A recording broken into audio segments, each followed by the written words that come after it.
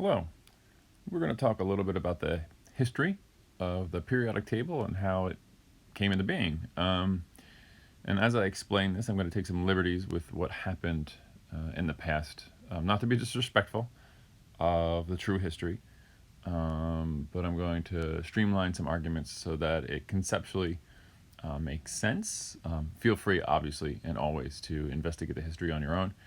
Feel free, as always, to come back to me and correct me when I make misstatements in this next little set of videos. So, going back to 1829, a gentleman by the name of Dobereiner, he was organizing elements, and in that time there might have been around 50 or so elements. And what Dobereiner noticed is that certain elements had certain properties, and well, some of the scientists did back then, regardless. But certain elements had similar properties. So in order to indicate that, I have made all the boxes red. That means they all have similar properties. So lithium, sodium, and potassium, all very similar in nature. Not identical, but similar.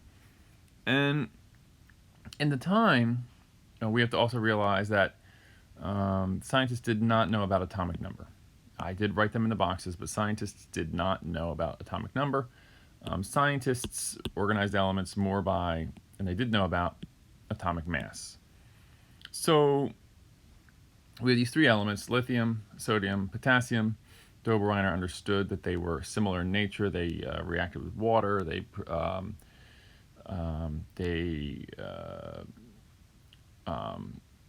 They had similar densities. They looked similar.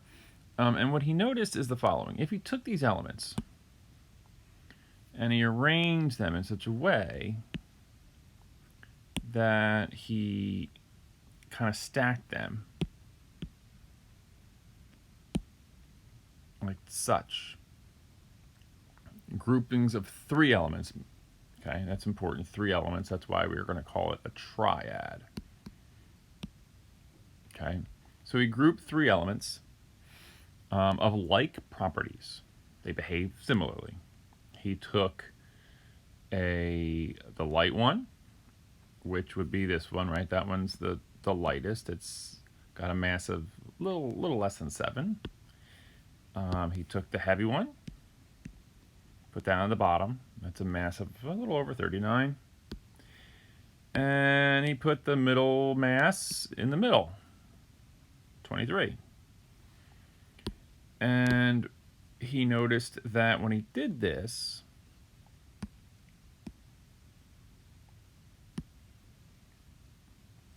if he took the average of values of the light mass and the heavy mass, of the top mass and the bottom mass.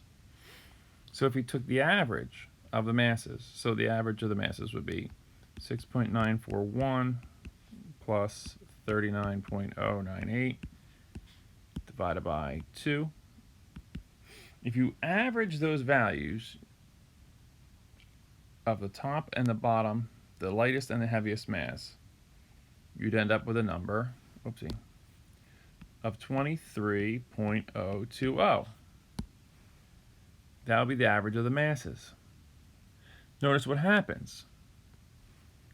The average of the masses is close to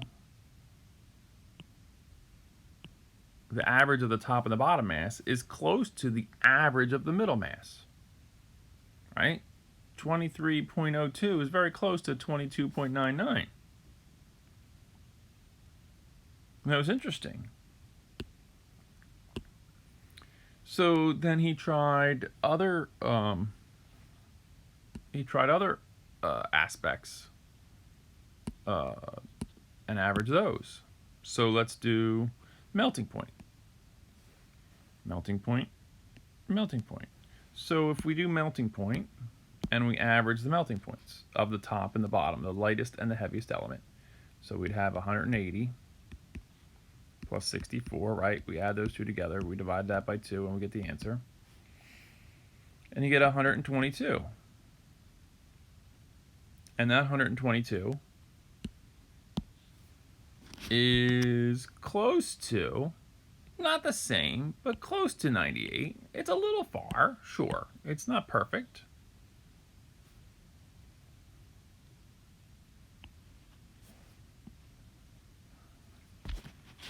And then, sometimes he would try this methodology and things wouldn't work out so nicely, and that's okay. So let's look at the densities. We had a density of